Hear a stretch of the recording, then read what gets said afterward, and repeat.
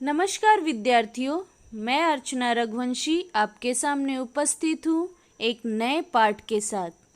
पाठ 5 ईमानदारी की प्रतिमूर्ति, जिसके लेखक है सुनील शास्त्री जी। इस पाठ के बारे में बताते हुए कि यह पाठ एक संस्मरण है। इस पाठ के अंतर्गत अनिल शास्त्री और सुनील शास्त्री दो भाइयों का जिक्र हुआ है जो लाल बहादुर शास्त्री जी के बेटे हैं। तो इनके बारे में जानने से पहले हम जानते हैं कि संस्मरण क्या होता है। संस्मरण जब हम अपनी यादों के सहारे किसी व्यक्ति के जीवन अथवा घटनाओं का वर्णन लिखते हैं या करते हैं तो उसे संस्मरण विधा के नाम से जाना जाता है। इस पाठ के अंतर्गत सुनील शास्त्री जी ने अपने पिताजी लाल बहादुर शास्त्री, जो भारत देश के द्वितीय प्रधानमंत्री रह चुके थे, उनके बारे में कुछ यादें यहाँ पर प्रस्तुत की हैं। सुनील शास्त्री जी का जन्म 1950 में हुआ। सुनील शास्त्री भारत के द्वितीय प्रधानमंत्री लाल बहादुर शास्त्री के पुत्र हैं। ये एक राजनेता के अलावा कवि और लेखक भी हैं। इनकी कविता, संगीत और सामाजिक कार्यों में विशेष लगाव है। सामाजिक आर्थिक बदलाव पर अपने विचारों को इन्होंने पत्र पत्रिकाओं में व्यक्त किया है। इनकी प्रमुख रचना है लाल बहादुर शास्त्री मेरे बाबूजी। इस पुस्तक का अंग्रेजी अनुवाद भी हुआ है। सुनील शास्त्री जी ने इस संस्मरण में अपने पिताजी की कुछ अच्छे गुणों को उजागर किया है, जो कि ईमानदारी, सादगी, सरलता, सच्चाई, पर दुख कातरता, मतलब दूसरों के दुखों को समझना, पहचानना, ऐसे गुण जो लाल बहादुर शास्त्री जी के अंदर थे, उन गुणों के बारे में और उनकी कुछ यादों के बारे में यहाँ पर उन्होंने लिखा है। तो हम देखते हैं कि लेखक के साथ लाल बहादुर शास्त्री जी की कौन कौन सी यादें जुड़ी हुई हैं। पहली याद, बाबूजी जब पुलिस मंत्री थे उस समय की घटना को उन्होंने यहाँ पर लिखा है। दूसरी, इम्पाला सेवरलेट का संस्मरण या स्मरण। दूसरी याद जो है सुनील शास्त्री को याद है, वो जो इम्पाला सेवरलेट है उसके बारे में। तीसरा, जो उन्हें अपने पिताजी की अच्छी यादें जुड़ी हुई है, वो है बचपन के हसीन दिन। और उसके बाद बाबूजी का कुर्ता। ये जो घटना है, बाबूजी का कुर्ता वाला जो घटना है, ये याद भी उन्हें बहुत ही अच्छे तरीके से स्मरण है। और पांचवा जो है, चाचा जी को दिए गए गहने। लाल बहादुर शास्त्री के द्वारा उनके चाचा जी को, सुनील शास्त्री जी के चाचा जी को जो गहने दिए गए थे, उससे जुड़ी कुछ बातों के बारे में भी इस पाठ में जिक्र किया गया है। तो आइए हम डिटेल में जानते हैं कि इस पाठ के अंतर्गत और कौन कौन सी बातें लाल बहादुर शास्त्री जी की जो यादें सुनील जी को याद है, वो उन्होंने यहाँ पर बताई है। हमने अपने जीवन में बाबूजी के रहते अभाव नहीं देखा। उनके न रहने के बाद जो कुछ मुझ पर बीता, वह एक दूसरी तरह का अभाव था कि मुझे बैंक की नौकरी करनी पड़ी। अब लेखक कह रहे हैं कि जब पिताजी जीवित थे तो उन्हें किसी तरह का अभाव नहीं देखने को मिला। अभाव अर्थात कमी, कोई कमी नहीं देखने मिली। उनके न रहने के बाद जो कुछ भी मेरे ऊपर बीता, वह एक दूसरी तरह का अभाव था। उसकी जो कमी थी वो बहुत ही अलग थी कि मुझे बैंक की नौकरी करनी पड़ी। किसे? सुनील शास्त्री जी को। लेकिन उससे पूर्व बाबूजी के रहते, यानी उससे पहले जब बाबूजी जीवित थे, लाल बहादुर शास्त्री जब जीवित थे और जब सुनील शास्त्री जी का जन्म हुआ था, तब वे कौन? लाल बहादुर शास्त्री उत्तर प्रदेश में पुलिस मंत्री थे। उस समय गृह मंत्री को पुलिस मंत्री कहा जाता था। यह एक बहुत ही बड़ा पद है। हमेशा इसलिए मैं हमेशा कल्पना किया करता था, सोचता था, विचारता था कि हमारे पास ये छोटी गाड़ी नहीं, बड़ी आलीशान गाड़ी होनी चाहिए। जैसा कि हम सब जानते हैं, हम सब सोचते हैं, यदि हमारा पोस्ट बहुत बड़ा है तो हम उसी तरह से हमारे शौक भी बढ़ने लगते हैं। तो सुनील शास्त्री भी बच्चे थे, तो उन्हें भी अपने पिताजी का जो रुतबा था, जो पद था, उसके अनुसार वो भी सोचते थे कि हमारे पास अब ये छोटी मोटी गाड़ियाँ नहीं बल्कि बड़ी गाड़ी होनी चाहिए, आलीशान गाड़ी होनी चाहिए। बाबूजी प्रधानमंत्री हुए तो वहाँ जो गाड़ी थी वह थी इम्पाला शेवरलेट। यह बहुत ही उस समय की बहुत फेमस गाड़ी थी, इम्पाला शेवरलेट। उसे देख देख बड़ा जी करता कि मौका मिले और उसे चलाऊं। कौन कहता है? सुनील शास्त्री जी कहते हैं कि जब भी मैं इम्पाला को देखता था, उस गाड़ी को देखता था, तो बहुत मन करता था कि मैं उसे चलाऊं। प्रधानमंत्री का लड़का था, कोई मामूली बात तो नहीं थी। और माहौल और माता पिता का जो पद है, जो रहन सहन है, उसका भी प्रभाव बच्चों पर बहुत पड़ता है। सोचते विचारते, कल्पना की उड़ान भरते एक दिन मौका मिल गया। हर दिन सोचते थे उस गाड़ी को देखते देखते, और एक दिन अचानक क्या हुआ, उन्हें मौका मिल गया। धीरे धीरे हिम्मत भी खुल गई थी। किसकी? सुनील शास्त्री जी की, ऑर्डर देने की।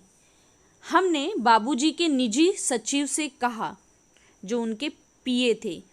किसके? लाल बहादुर शास्त्री जी के जो पीए थे, निजी सचिव थे, उनसे कहा, सहाय साहब जरा ड्राइवर से कहिए इम्पाला लेकर रेजिडेंट की तरफ आ जाए। इम्पाला लेकर, यानी वो जो इम्पाला शेवरलेट गाड़ी थी, उसे घर की तरफ लेकर आने का सुनील शास्त्री जी ने आदेश दिया। 2 मिनट में गाड़ी आकर दरवाजे पर लग गई। अनिल भैया ने कहा, मैं तो इसे चलाऊंगा नहीं, तुम ही चलाओ। अनिल ने क्या कहा कि बड़े भाई ने क्या कहा कि मैं नहीं चलाऊंगा भाई, तुम ही इसे चलाओ। मैं आगे बढ़ा, ड्राइवर से चाबी मांगी, बोला तुम बैठो, आराम करो, हम लोग वापस आते हैं अभी।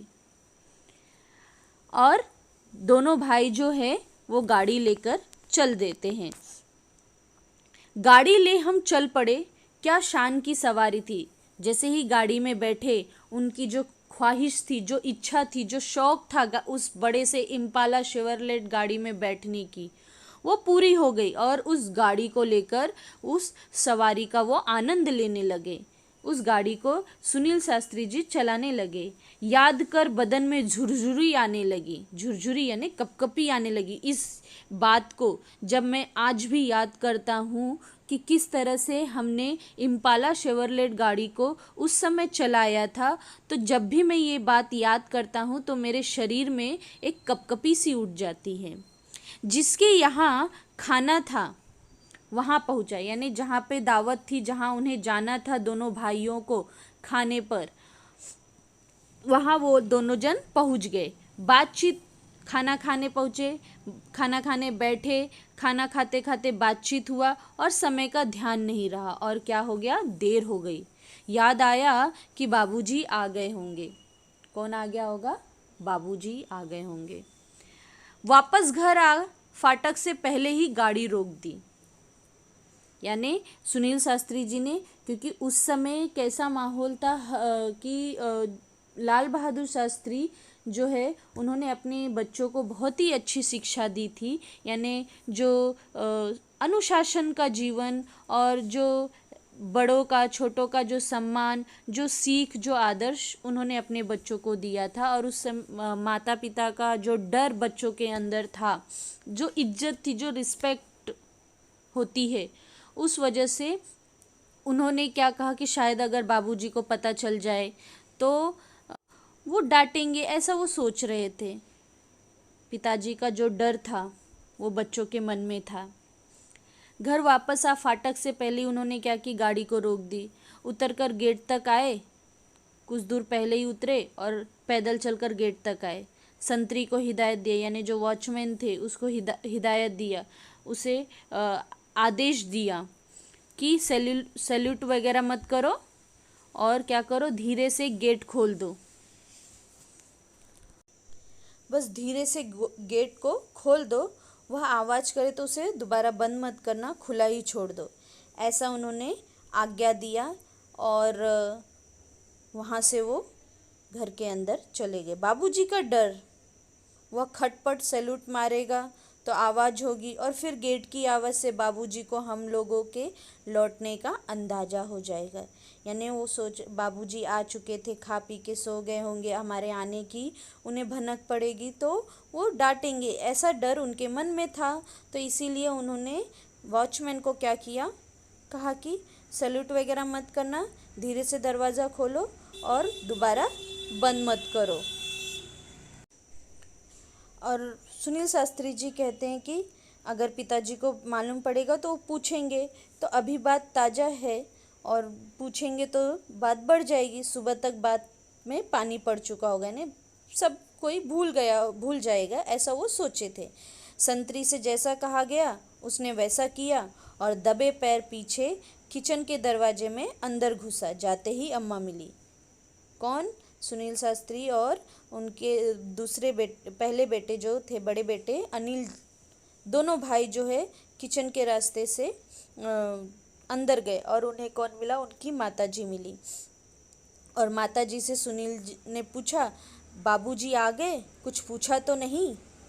तो उनकी माँ ने वो कहा, हाँ आ गए हैं, पूछा था, मैंने बता दिया। अब जैसे ही माँ ने इतना कहा, आगे कुछ बोलने की हिम्मत ही नहीं पड़ी, न कुछ जानने की न सुनने की, कि क्या पूछा क्या नहीं पूछा। सुनील ने ऐसा कुछ भी नहीं पूछा और अपनी माँ को कहा कि हिदायत दी, यानी आज्ञा दी, उन्हें बोला कि सुबह किसी को कमरे में मत भेजिएगा। अब यहाँ पर सुनील कहते कि हम देर से आए हैं तो सुबह हम देर तक सोएंगे, किसी को कमरे में मत भेजना। अब इस पैराग्राफ में आप देखेंगे कि बहुत सारी विराम चिन्हों का भी प्रयोग किया गया है।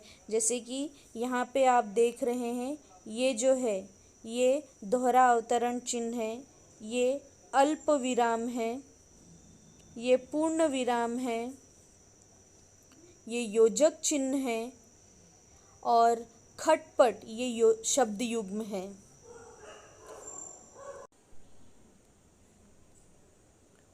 अगला पैराग्राफ, रात देर हो गई, सुबह देर तक सोना है, ऐसा उन्होंने अपनी माँ को कह दिया। सुबह 5:30 पौने 6 बजे किसी ने क्या किया? दरवाज़ा खटखटाया। नींद टूटी। मैंने बड़ी तेज आवाज़ में कहा, देर रात को आया हूँ, सोना चाहता हूँ, सोने दो।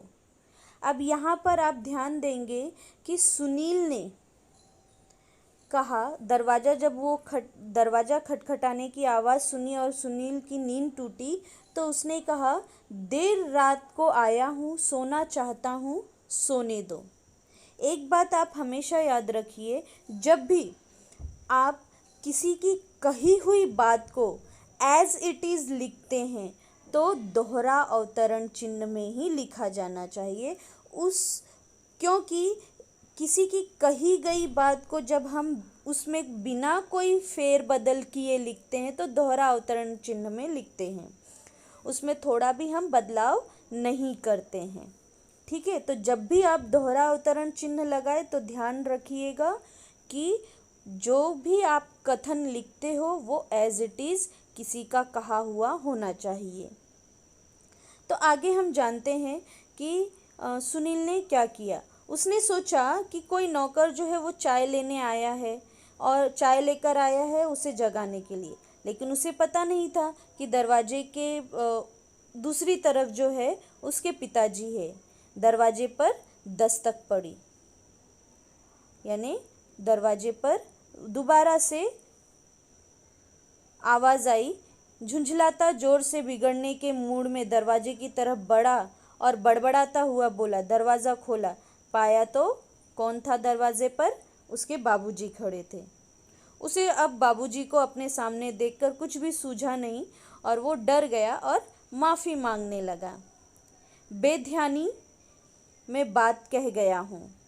सुनील ने क्या कहा? बेध्यानी, यानी बिना सोचे समझे मैं कह गया, मुझे नहीं पता था कि दरवाजे पर आप है, माफ़ कीजिएगा, मैं ऐसा नहीं बोलना चाहता था, वे बोले।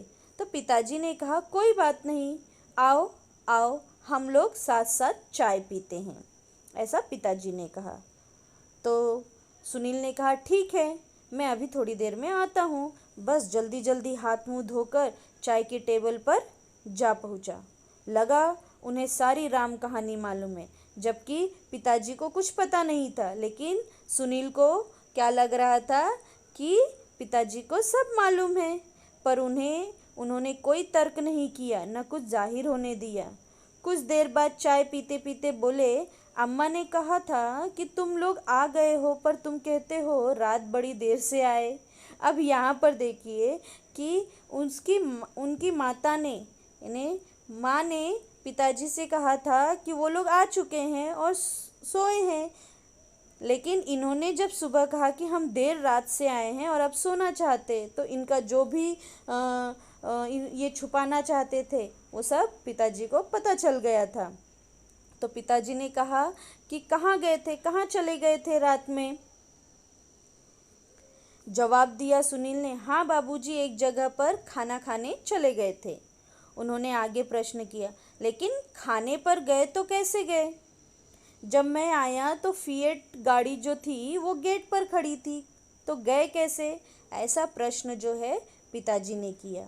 तो न चाहते हुए भी सुनील को बताना पड़ा कि हम दोनों भाई जो हैं वो किससे गए थे, इम्पाला शेवरलेट से गए थे, इम्पाला शेवरलेट को लेकर गए थे। बोले, ओहो, तो आप लोगों को बड़ी गाड़ी चलाने का शौक़ है, बड़ी बड़ी गाड़ियों में घूमने का शौक़ है। बस इतना कहा और बाबूजी खुद इम्पाला का जो प्रयोग है वो न के बराबर करते थे। यानी इससे यहाँ पर ये पता चलता है कि लाल बहादुर शास्त्री जी कभी भी अपने पद का उन्होंने दुरुपयोग नहीं किया।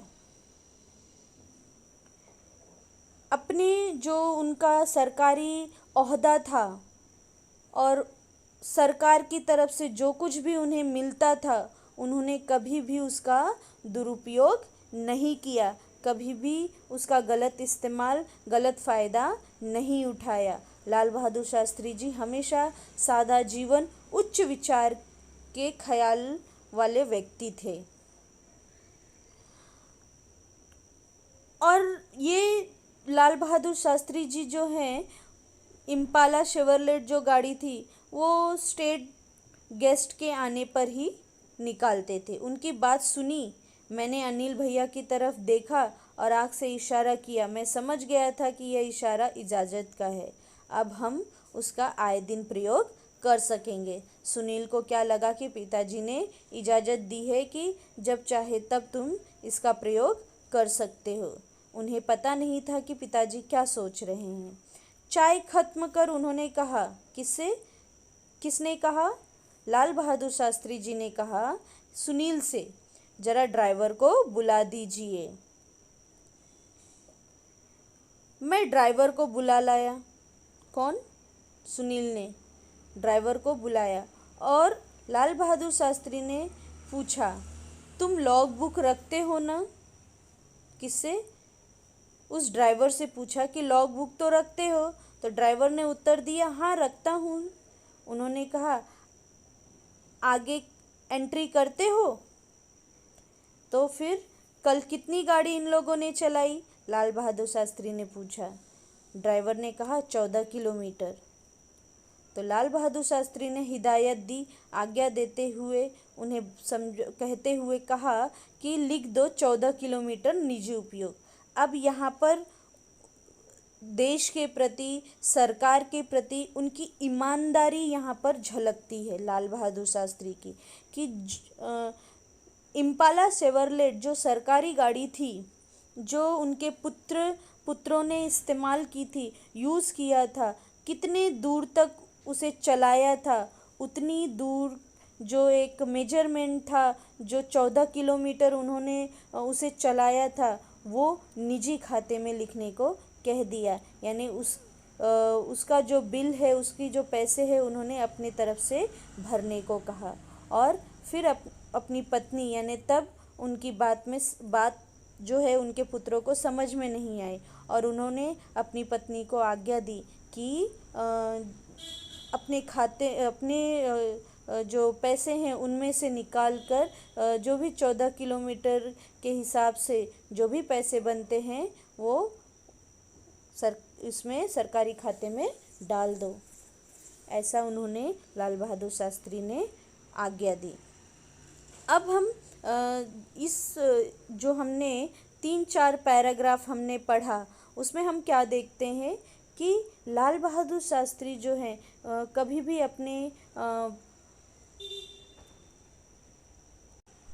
अपने पद का उन्होंने गलत इस्तेमाल नहीं किया और उनका जो स्वभाव था, उनकी जो ईमानदारी थी यहाँ पर झलकती है। शब्दार्थ हम जैसे कि यहाँ पर देखेंगे, अभाव, कमी, निजी, सचिव जो है पीए, संतरी, डोरकीपर या वॉचमैन, हिदायत, निर्देश, दस्तक, दरवाजे पर आने की जो क्रिया होती है वो, बेध्यानी, बिना ध्यान दिए, इशारा, संकेत, आँख, नेत्र, इजाज़त, आज्ञा और निजी का अर्थ है स्वयं। तो इस तरह से ये जो है 2 बातें कि किस तरह से, तो इस तरह से इस पाठ के अंतर्गत सुनील शास्त्री जी ने अपने पिताजी लाल बहादुर शास्त्री जी की ईमानदारी का परिचय बताया है कि प्रधानमंत्री होने के बाद भी इम्पाला शेवरलेट गाड़ी जिसका निजी प्रयोग उनके पुत्रों द्वारा किया गया था और उन्होंने सरकारी तिजोरी में उसका मूल्य चुकाया था। ये इंसिडेंट, ये घटना जो है उन्हें अब तक याद है और उन्हीं यादों को उन्होंने उनकी ईमानदारी को यहाँ पर लिखा है। आगे का हम जो पाठ है वो नेक्स्ट वीडियो में पढ़ेंगे। आशा करती हूँ कि आपको अब तक जो भी मैंने समझाया वह अच्छे तरीके से कहानी समझ में आई है। धन्यवाद।